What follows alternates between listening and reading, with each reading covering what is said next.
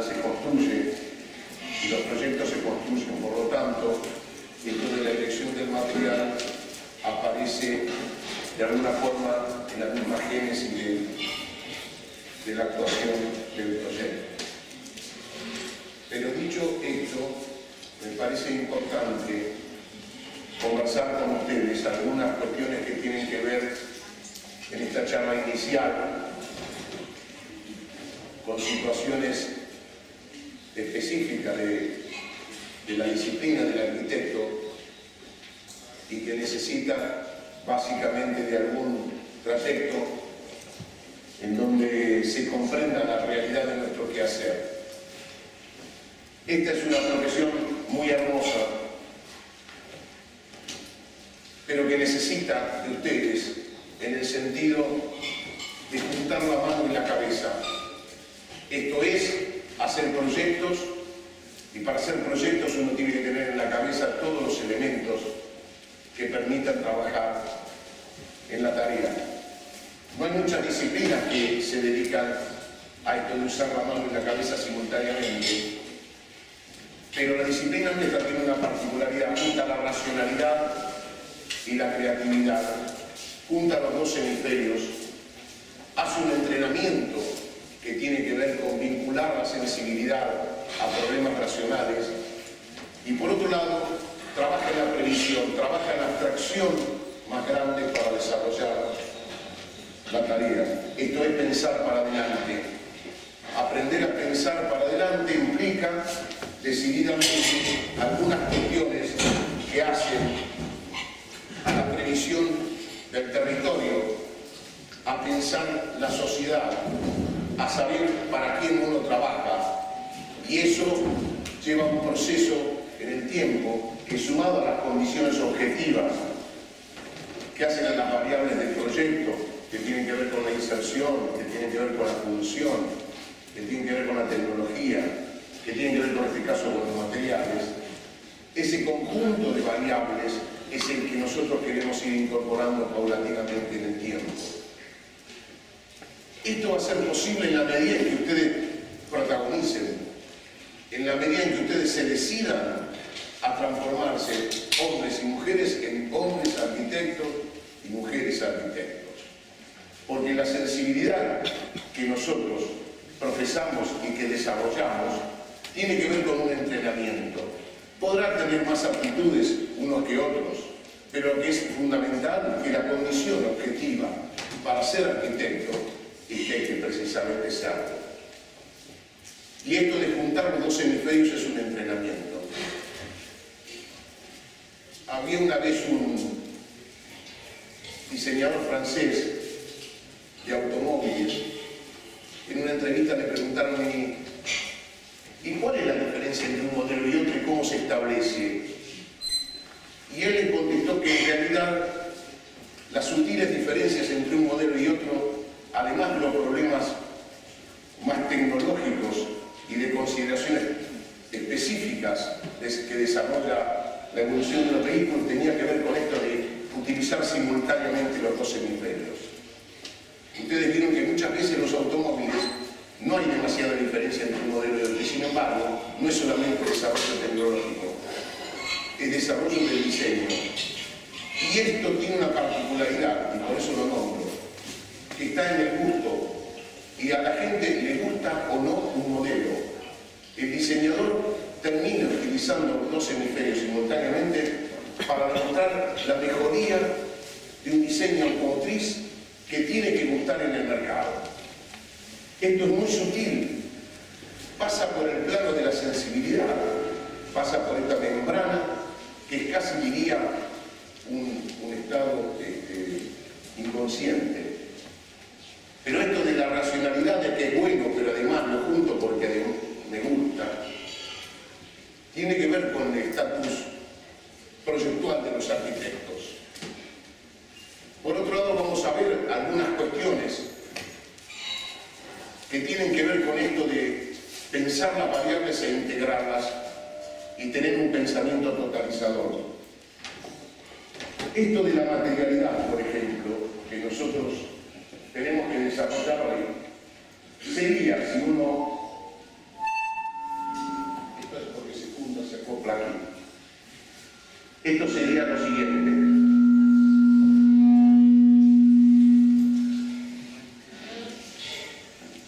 Si este es el universo al cual nosotros tenemos que acceder y la materialidad es una parte de esto, en términos de material y técnicas, esto no termina siendo en la cabeza nuestra esto. Termina siendo en realidad esto: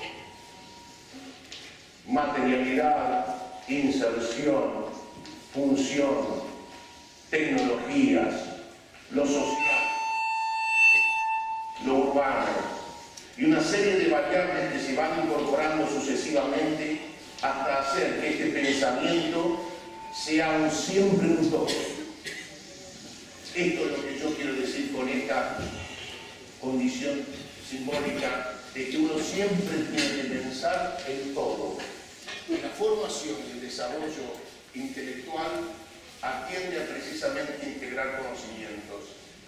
Esto no es tender a sumar e integrar cuestiones que tienen que ver con posibilidades similares entre cosas.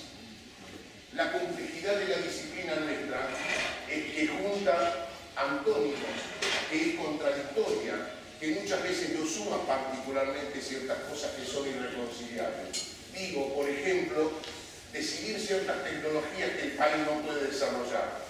Entonces la estructura socioeconómica del país entra en esta condición. La condición social entra en la decisión nuestra. Y el mensaje objetivo para el cual nosotros nos tenemos que formar tiene que ver con un mensaje social. Por esa razón, el todo, y ustedes lo ven en este esquema, es siempre más que la suma de las partes. Y esto es lo que tenemos que lograr en el desarrollo de la carrera. Esto es lo que tenemos que lograr en nuestra integración de conocimientos, en el entrenamiento del taller de arquitectura, en la posibilidad de juntar las otras materias para que sean parte de nuestro derrotero y terminar así siendo arquitectos. Esto es finalmente un mensaje para entender un poco por qué nosotros, los profesores, cada uno de nosotros tiene un tema para desarrollar. Pero resulta que ese tema para desarrollar se integra a una concepción que era indispensable aclarar. Ahora bien, nosotros lo que pensamos, ¿me escuchan en el fondo? ¿No? ¿O sí? Bien. Pensamos hacer ahora un desarrollo que tiene que ver con un proyecto nuestro. Segundo, con una condición de los artistas, porque esto de juntar, por ejemplo, algunas cuestiones que tienen que ver con la pintura o con la misma cinematografía, en el caso de los cineastas, con algunas condiciones de la historia y algunos arquitectos, y aquí, con los artistas, los trabajos de los estudiantes, es parte del desarrollo que ahora vamos a hacer. En esto del proyecto nuestro, les quiero contar rápidamente, que tiene que ver con la elección del material, un proyecto que se está concluyendo en este momento y que está en la ciudad nuestra de La Plata, y es de esta manera. Esto es el eje. La ciudad se fundó en un albardón, tiene, por supuesto, un crecimiento urbano. Esto es el río, esto es Buenos Aires, la gran metrópoli. Y este proyecto se sitúa en el eje institucional que va de la Plaza San Martín, para los que no lo conocen, a la Plaza Moreno. Este eje tiene de 7 a 12 una peatonal en un lateral, en la 51, y tiene unas manzanitas angostas que luego se van ensanchando a medida que se van separando del eje. Estas manzanitas nacieron en el trazado de la ciudad para no ser loteadas como terminó haciendo la especulación, sino que en la fundación Pedro de Burgos le decía Pedro Benoit, que era indispensable hacer manzanas de este tamaño para desarrollar los grandes almacenes como en París. Tenían que ser de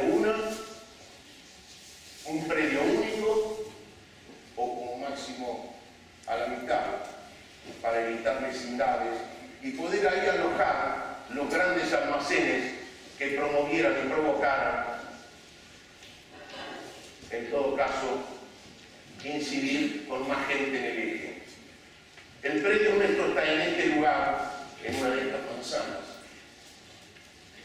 Y puesta en otra escala, porque yo voy dibujando escala territorial y un entorno más o menos inmediato. Esta es la manzana, esto es el norte. Siempre hay que dibujar el norte, chicos, en los planos, porque de esa manera se ubica cómo la arquitectura puede o no recibir el sol. Y esta personalidad junta un terreno en la esquina. ¿Se logra ver de atrás esto? Sí. Ah, se logra ver ahí, ¿no? Un predio patrimonial con un restaurante que después fue cerrado y el lote que estamos contando. Resulta que si yo a este lote lo corto así, un corte, que seguramente ustedes deben estar en la etapa del aprendizaje de lo que es un corte del terreno de costado y simular que en realidad uno cercena, lo serrucha para mirarlo de costado. Bueno, ese terreno tiene, en todo caso, una volumetría construible determinada, y para abajo también, que lo admite el código. Y si hacemos un corte en el otro sentido, vamos a observar que acá tenemos en la esquina el edificio y este aire, de ser posible, uno lo puede llegar a utilizar. Y entonces esta silueta, que es de código, con la complejidad de un hecho existente como este, es lo que tenía nuestras alternativas.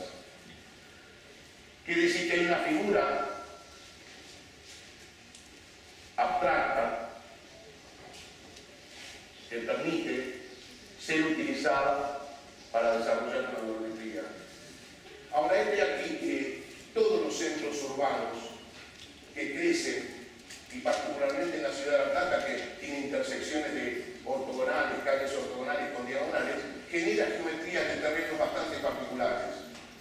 Quiere decir que los arquitectos nos debemos habituar a trabajar en geometrías relativamente particulares, difíciles, intersticiales, y en esta idea de área central abigarrada, de crecimiento masivo y de necesidad de sol, los arquitectos nos posicionamos frente a este problema, yo creo en general, de una manera de una previsión que atiende a la mejor calidad de vida, que atiende en todo caso a captar las mejores vistas, el mejor sol y la mejor alternativa de aire en un centro urbano cada vez más crecido. Y eso lo ven ustedes en Buenos Aires, en muchas de las calles que dejan de tener sol casi durante todo el día. Solo cuando estamos paralela, el sol está paralelo a la calle. Esta silueta que vemos ahí terminó siendo el germen de una idea que surgió del hormigón como materialidad, y esto es por lo cual estamos contando, porque requería de circulaciones verticales, porque requería de losas, de tabiques enterrados, losas en horizontal, columnas. Y entonces surge la idea, dada la silueta tan rara que proponía el terreno, de generar dos árboles, una circulación vertical, que permitiera finalmente desarrollar esta idea que alrededor de las circulaciones verticales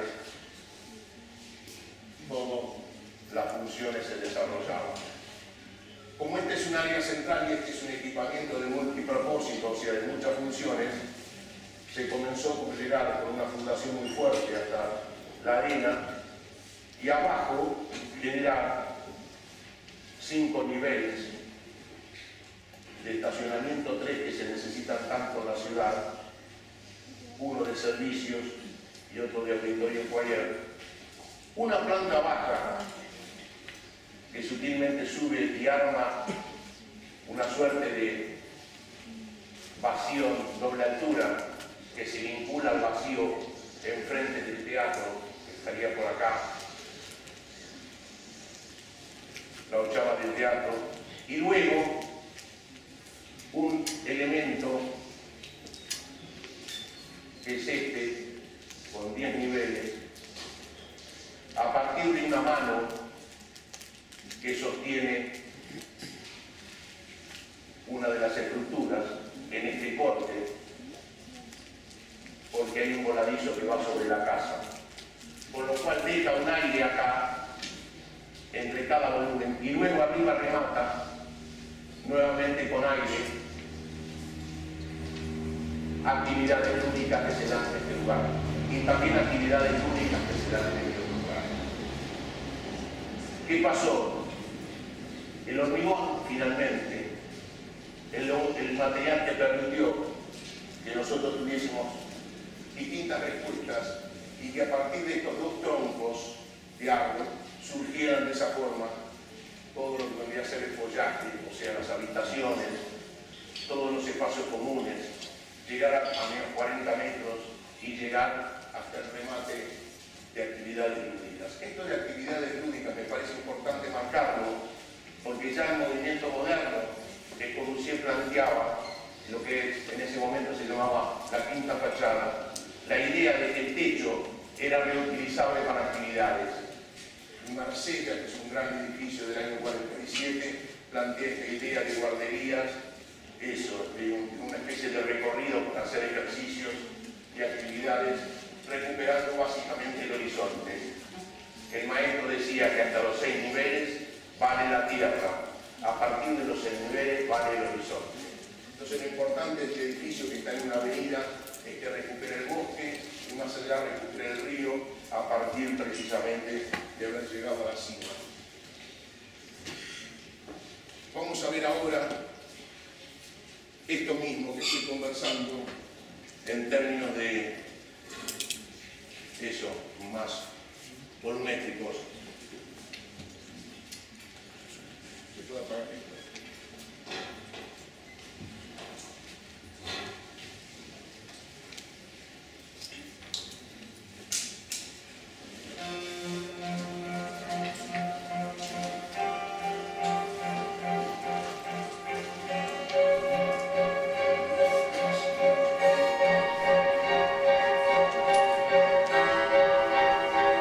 Esos son los árboles de hormigón, que son las 2 circulaciones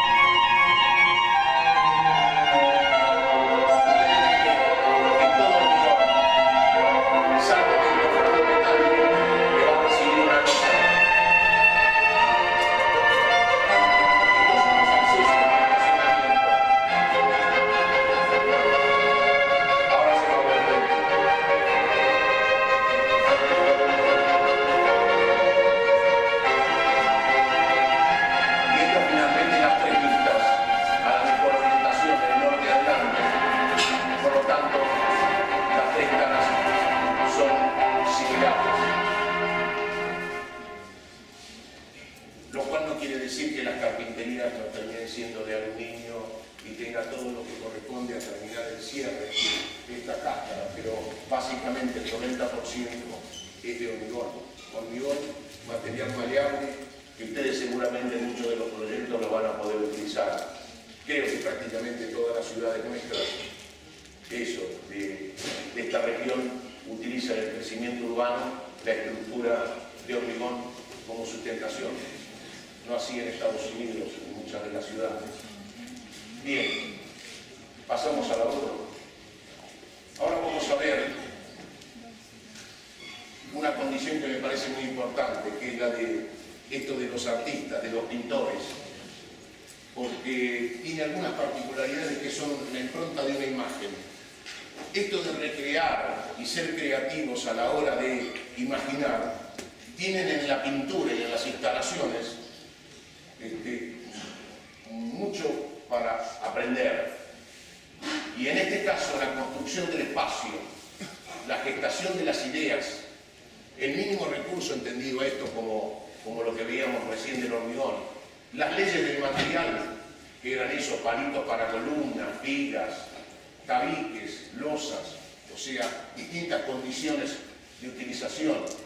Y esta valoración del conceptual de que el hormigón, si uno arma una pantalla, es un elemento lleno, es macizo, es horadado, y en todo caso son planos superpuestos, en todo caso es una estructura independiente que luego tiene cierres de otro material como el que veíamos. Tienen esto de los artistas alguna impronta muy interesante porque logran una imagen totalizada.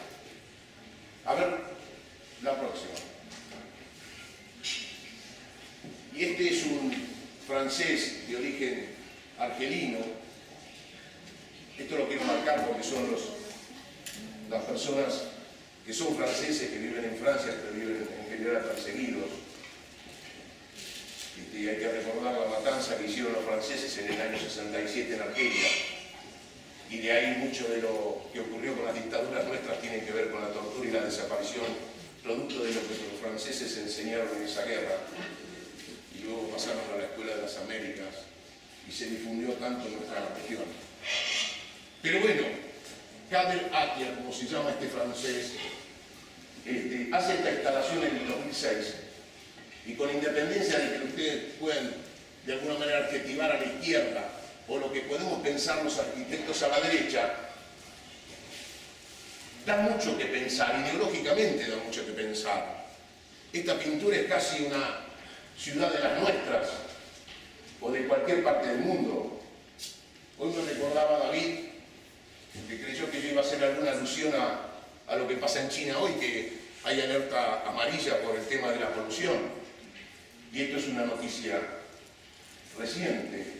Con lo cual, esta imagen de aglomeración, de concentración, en todo caso yo diría en la sociedad de alienación precisamente, es lo que los arquitectos tenemos que aprender que existen en la realidad para trabajar en la libertad del vacío, que es la que provoca y permite que uno opere sobre la ciudad pensando en esto de la calidad de vida. ¿Qué significa el espacio público? ¿Qué significa el abierto? ¿Qué significa articular volúmenes para que la vida, en todo caso, se desarrolle mejor?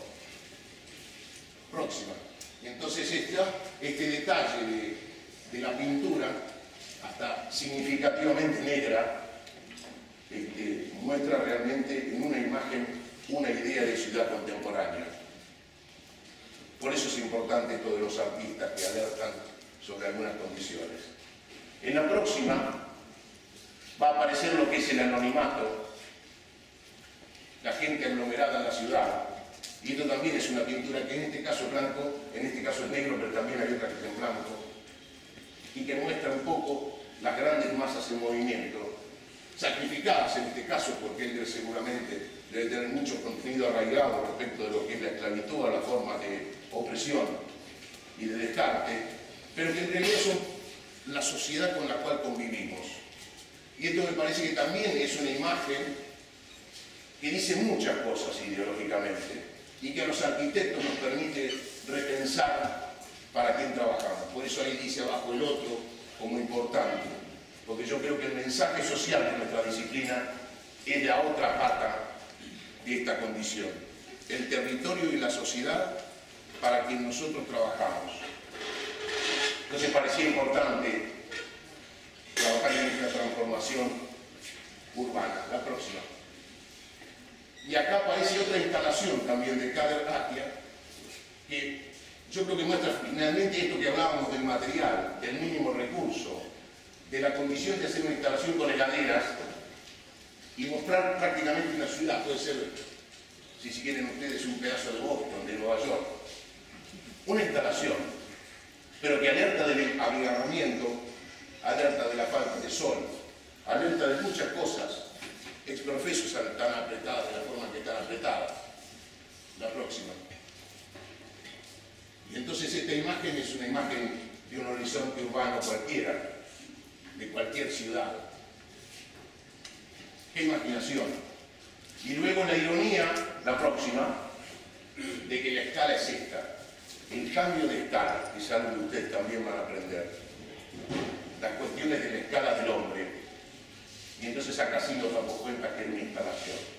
Las otras imágenes podrían ser verdaderamente una ciudad.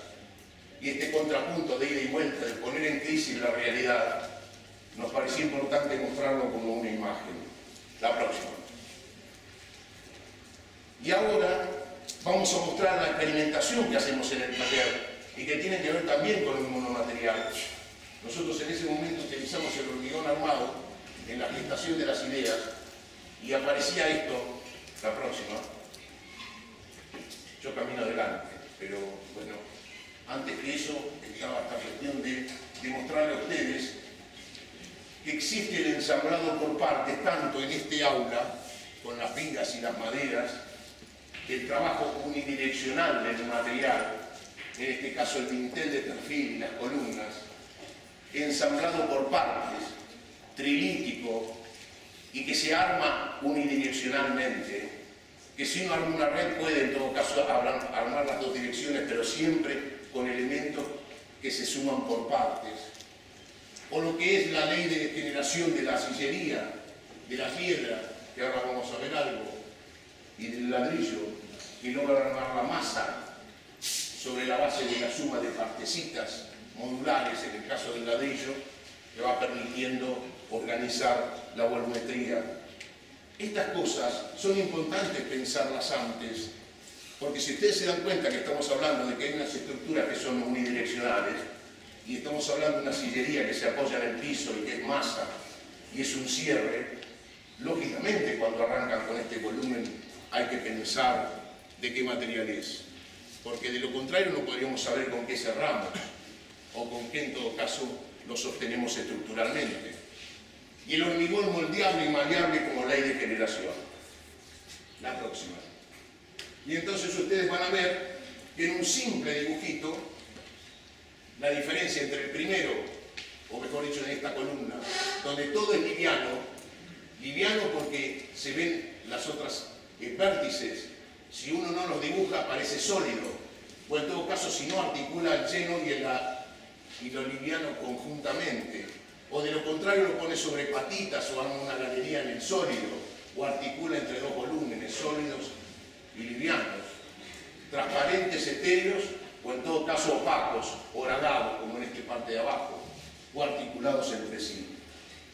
Entonces, las condiciones de adjetivar, la tecnología a desarrollar y los materiales con los cuales uno construye, obviamente, las geometrías que vamos a construir tienen esta condición de adjetivación. Si no la pensamos van a ser la espontaneidad de lo que sea, y generalmente cuando uno no pide esas cosas no siempre obtiene buenos resultados. La próxima. Y entonces aparece esto de hacer un ejercicio de hormigón en cada año con volúmenes llenos, con actividad, y uno vacío. O 3 llenos y 2 vacíos, o 4 llenos y 3 vacíos, y así sucesivamente. Y entonces rápidamente los ejercicios que hemos desarrollado se han transformado de jugo en esto. Próxima. En la intersección de los 3 volúmenes, generando vacíos arriba, en el caso este, y organizando lo que es una vivienda. La próxima. O este otro que apila y junta en vertical todo el vacío y el balconeo que se produce de los restantes hacia esa triple altura. La próxima. O ya ven ustedes acá, 4 llenos y 3 vacíos, termina organizando una vivienda y geométricamente poco tiene que ver con la volumetría, sin embargo parten de él. La próxima. O este otro que pone a lo largo y arma una pata en el otro sentido, como se ve en aquella vista. Otra. Y entonces aparece esta cuestión ya más definida de que hay, por un lado, una imagen que puede recrear en nuestra imaginación el trabajo en lo urbano, las condiciones de los materiales, la coherencia, el espacio público, las formas de convivencia de la sociedad. Y me gustaría en ese sentido mostrar algunos ejemplos que también la historia nos permite comprender y aprender. La próxima. Y entonces aparece esto en Anatolia Central, en Turquía. 2 volcanes que explotaron en algún momento y llenaron el territorio. Y entonces la gente pudo comprobar que podía horadar la piedra y que entonces lo hacía a un material maleable. Y entonces pisos, paredes y techos terminaron en basílicas cristianas, porque además, como ustedes saben, Estambul es un punto de encuentro de las sociedades occidentales y orientales, puntos de conflicto generalmente en todo el desarrollo de la historia, y mucho de esto eran refugios para sobrevivir, pero armaban una imagen muy fuerte, unitaria, un poco como la de la pintura, de esto de horadar lo individual, pero a su vez lo colectivo, como resultado de la masa más grande. Y esto nos permite imaginar cosas y llevarlas a los ámbitos actuales. La próxima. Por ejemplo, estos son dúplex, como los ven ustedes, con agujeros y escaleras, y la misma casa que se accede por debajo tiene la ventana arriba, igual que los dúplex modernos. O los huecos por los cuales había que ir de un lugar a otro, porque además eran perseguidos, hace que esa piedra redonda, trabajada, gire y se tape el ingreso y no permita el acceso, con lo cual hasta puertas con el mismo material. Esta idea finalmente sintética de que con un solo material se puede todo es bastante importante. Estos tenían mesadas, tenían chimeneas y vivían prácticamente solamente con un material. Próximo. Y entonces en la modernidad, fíjense que esa imagen se junta a cierta tonalidad, y no por la foto sino por el trabajo del material, a cierto costumbrismo y cierta historia que se fue multiplicando. Y entonces los dinteles son arqueados para soportar la masa, y el techo es lo mismo, y las cúpulas, y se va, en todo caso, con distintas escalas, escalando la montaña, valga la redundancia. Y la imagen de esto es bastante similar a lo que ocurría 3 siglos antes de Cristo, la próxima. Y entonces esto de horadar, esto de hurgar para construir, también puede servir de una imaginación a la hora de generar, como en este caso, un edificio comunitario, medio hotel, medio hospital, en estos 2 arquitectos Aires Mateus, portugueses de 40 años, que lo que han hecho es, fíjense ustedes en la ventana, las ventanas están horadadas en el volumen, es como un único volumen horadado, es casi como la montaña, es casi como que esa imagen última muestra un útero, muestra una caverna blanca, de la cual entran luces muy acotadamente y de distintos lugares, pero trabajando el volumen como si fuese un elemento único que luego uno, como el jabón, lo va organizando, y toda la imagen termina en algunos detalles de esquinas como estos, en un muy buen proyecto de arquitectura. La próxima. Y entonces ustedes ven cómo son las habitaciones y cómo son los huecos del aventanamiento. Son todas como trompas que van hacia adentro de distinta dirección y que generan esas formas que veíamos recién. Y genera incluso, esta horizontal es una peatonal que va por encima del edificio, que seguramente tiene acceso para bajar en las articulaciones. La próxima.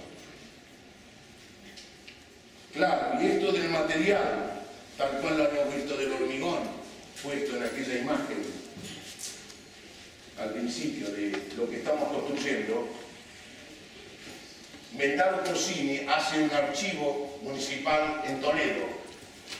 Y claro, estos dibujos que también son los que hacemos los arquitectos, y que me parece que es importante que prestemos atención, porque va a ser la tonalidad, esta tonalidad que va homogeneizando la historia con la articulación de lo nuevo, y que el dibujo ya está mostrando que quiere interpretar qué pasa con la historia y qué pasa con lo nuevo. El Zócalo va a ser este archivo de pantallas de hormigón próxima, que en realidad es eso que ven ustedes en blanco, son los depósitos de archivo. Esta triple altura también toda de un tono ocre, vigas de hormigón, muro de sustentación y de nuevo algún túnel tal cual nosotros estamos promoviendo en el edificio este que estamos construyendo debajo de la casa existente para mantenerla y poder recuperar metros. Y entonces este corte, que es lo que ustedes van a aprender qué significado tiene, porque quizá no hablamos in extenso del significado del corte, pero yo quiero decirles algo que no se lo tienen que olvidar más. La arquitectura es corte. La arquitectura es corte. ¿Por qué es corte la arquitectura? Porque cualquiera de nuestras madres o de nuestra familia le puede llamar un albañil y armarle una pieza. ¿Cómo dibuja nuestra madre una pieza que le haga al albañil? Hace una plantita y dice, acá quiero una ventana y acá quiero una puerta, ¿no es cierto? ¿Es así? Si hay que mostrar algo. Pero nunca se le va a ocurrir, porque no está en condiciones de dibujarle un corte al albañil. Y resulta que el corte es el que esencialmente muestra la arquitectura, porque es el espacio. Es lo que nosotros tenemos que promover en nuestras cabezas. Cuando al inicio yo hablaba de los 2 hemisferios y hablaba del corte, hablaba de esta condición que significa las dobles alturas, la forma de, en todo caso, imaginarse un corte antes de dibujarlo, porque entonces de esa manera estamos seguros de lo que estamos haciendo o hacia dónde queremos llegar. Por eso la arquitectura es corte, y hay que aprender a hacer muchos cortes, y hay que aprender a pensar las funciones, si es una vivienda, en corte, antes que en planta. Esto es algo que no es fácil de lograr en la facultad, pero con los años de la profesión uno va adquiriendo el oficio necesario para que eso sea así. Porque con eso garantizamos que la espacialidad del volumen, y no me refiero al volumen cúbico que tienen ustedes y que después de entenderlo en su totalidad pueden trabajar adentro. No, imaginárselo adentro, pero en la cabeza, es lo que hace que la arquitectura sea tal. Y esa es la diferencia de la arquitectura con la construcción. Esto que ustedes ven es corte. Esa articulación entre la masa nueva y esto viejo que provoca esta condición. La próxima. Y entonces ya se va apareciendo en este otro dibujo a que hay sillería de ladrillo, en algún caso, y el dibujo va queriendo significar y de integrarse a la cultura y a la historia. Próxima. Y entonces aparece esto, los planos de hormigón modernos y toda la imagen de la iglesia detrás. Materiales distintos, sin embargo, mucho cuidado al tratarlos. Próxima. Y entonces estos son los planos de hormigón que les decía, la escalerita misma abajo, la pasarela, significa cuando pega el salto que es un plano que se pone arriba para poder acceder y marca el ingreso, y esa apertura a una altura semicubierta que ahora vamos a ver en una foto es lo que permite descubrir que ahí entramos. La próxima. Y entonces entramos a estos lugares, planos de hormigón que se articulan en los vértices y que dan una buena imagen distinta de la que veíamos en las volumetrías anteriores respecto del tratamiento de la arquitectura y el material. Próximo. Y entonces en este camino queríamos culminar de la misma manera que que el argelino, esta idea de que las imágenes, los dibujos se comparte el diálogo con los docentes, se comparte un taller que es un intelectual colectivo, que piensan todos diversos, pero también piensan todos juntos, porque es la forma de crecer y de aprender. Siempre estamos aprendiendo. Nunca hay que dejar de aprender. No hay que ser necio en la vida, chicos. Uno tiene que ser suficientemente humilde para entender de que no todo el mundo es nuestro, ni que captamos la totalidad del mundo. Más en estas culturas tan difusas y profusas. Y en esto del colectivo se sintetiza la actividad nuestra del taller, que arma con otros talleres actividades conjuntas, la próxima. Y entonces hemos podido tener experiencias con voluntarios que hemos armado, grupos, en distintos lugares, para promover eso, el intercambio, el aprendizaje conjunto, la idea de descubrir, la idea de caminar juntos en un colectivo intelectual. Próximo. Y esto que veíamos al inicio, de la idea de implantación urbana del hotel, o la idea esta que hablábamos del pintor y la ciudad alienada y alienante, y que necesita de nuestra visión, aparece esto, la próxima. No.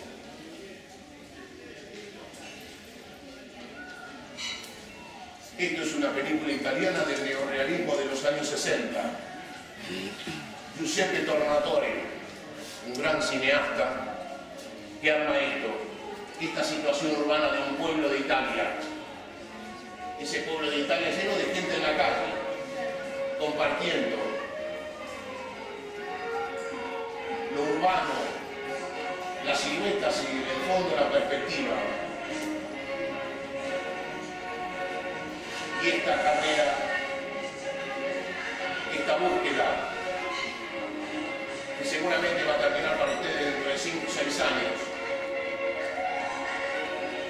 que tiene una cierta homogeneidad construida, que las casas, aunque diversas, son similares, y arman calles, arman ciudad. Entonces la ciudad, el territorio y el detalle del material y del hormigón produce esto. Y ahora vemos toda la ciudad, y en todo que al inicio que hemos planteado se verifica al final. Y estos son ustedes, chicos. Espero que puedan llegar a ser grandes arquitectos. Gracias.